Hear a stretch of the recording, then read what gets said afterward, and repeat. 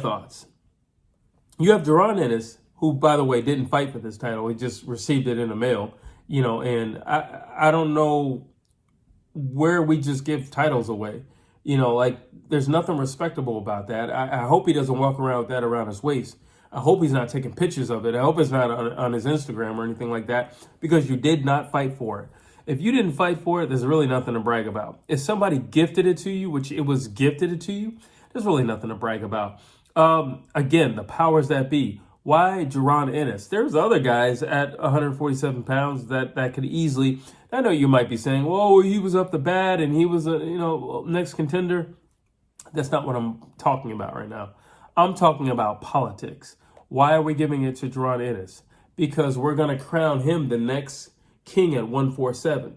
So in order to put him in position as the next king at 147, he needs some type of crown. If we're gonna crown him, he needs a crown. Basically, we need for the public, you and myself, to believe that he's something that he has not been proven to be yet. He has not been proven to be a top-notch guy yet. He has all the ingredients and the tangibles and the characteristics of somebody who can do something great in the sport of boxing, but have we seen it against top-notch opposition? No, we have not. We haven't seen Jaron Ennis in the ring with anybody that have posed a problem for him, that have really pushed him. Yeah, all right, sure. He had one fight where he went the distance, and that's about it.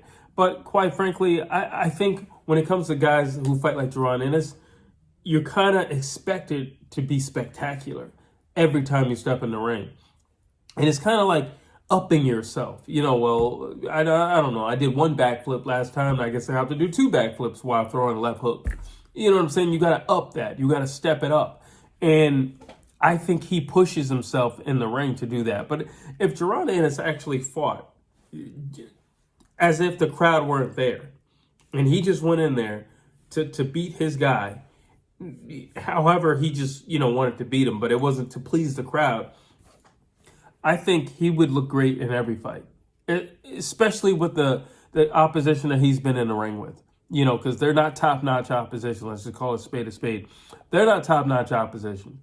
So, yeah, he's going to look good against these guys.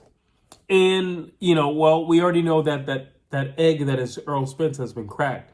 And now there's a theory that, this cracked egg, he also has some other conditions going on with him due to the car accident. Could we truly put our stock in him long term? That's a question mark. The powers that be, they ask these questions. The powers that be, they set these things in place. So what do? Well, we do know that we want somebody who's flashy. We do know that we want somebody who's fan-pleasing. Preferably black. Let's be honest. Preferably black. Jaron Ennis looks like he can fit the bill. Granted, he is not proven. He's not proven. Nobody